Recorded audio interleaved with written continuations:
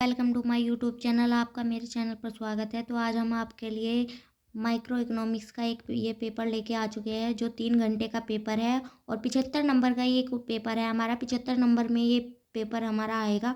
ये BSc BCom सभी के लिए है, फर्स्ट सेमेस्टर है इसके लिए। और इनमें से 10 क्वेश्चन हमें दिए गए हैं जो हमें 15-15 नंबर के दिए हुए हैं।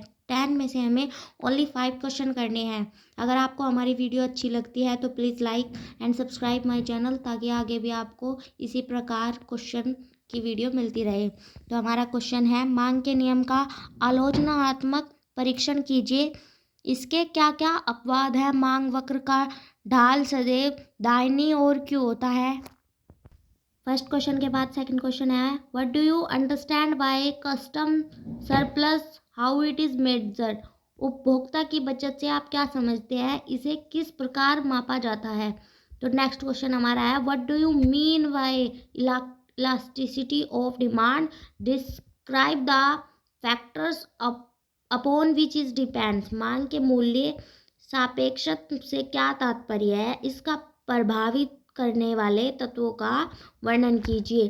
तो नेक्स्ट क्वेश्चन है हमारा discuss the law of diminishing returns and show with the help of diagrams how is it applicable to every of economics activity. उपस्थित हास नियम की विवेचना कीजिए तथा चित्र की सहायता से बताएं कि यह प्रत्येक प्रकार की आर्थिक क्रिया में किस प्रकार लागू होता है। ठीक है, नेक्स्ट क्वेश्चन है हमारा, what do you understand bye monopoly? What is price discrimination under monopoly? एकाधिकार आप क्या समझते हैं? एकाधिकार के अंतर्गत कीमत विभेद। एकाधिकार क्या होता है आपको पता है? एकाधिकार वो होता है जिस पर किसी एक का अधिकार हो, जैसे कि रेलवे है, भारतीय सरकार का इस पे एकाधिकार है। तो आपको ज़्यादा लंबा ना खींचते हुए आगे चलते हैं।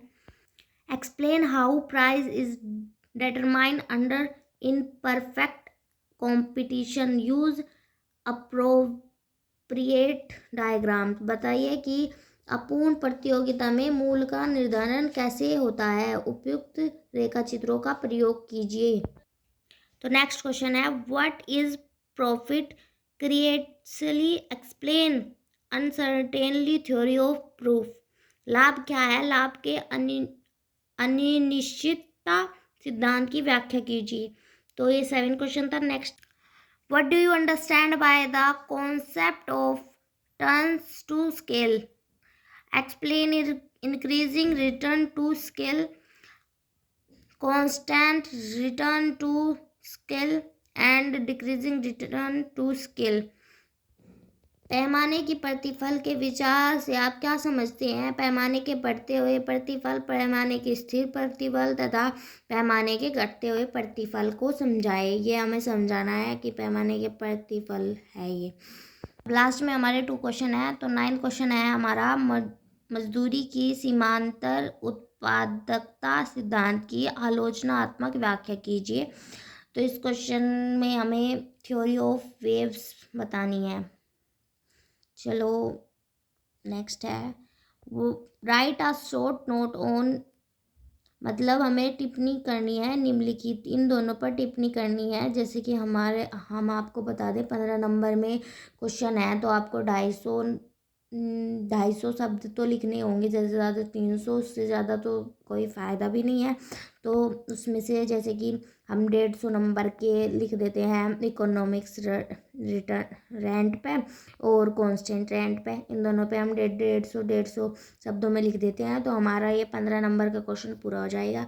तो इसी तरीके के और क्वेश्चनों के लिए आप सब्सक्राइब करें हमारा चैनल और लाइक करें अगर आपको ये वीडियो और इन क्वेश्चन में आपको अगर लाभ मिलता है। और अगर आपके पेपर में इन टाइप के क्वेश्चन आते हैं तो प्लीज़ वापस आकर इस मेरे चैनल को लाइक ज़रूर करें।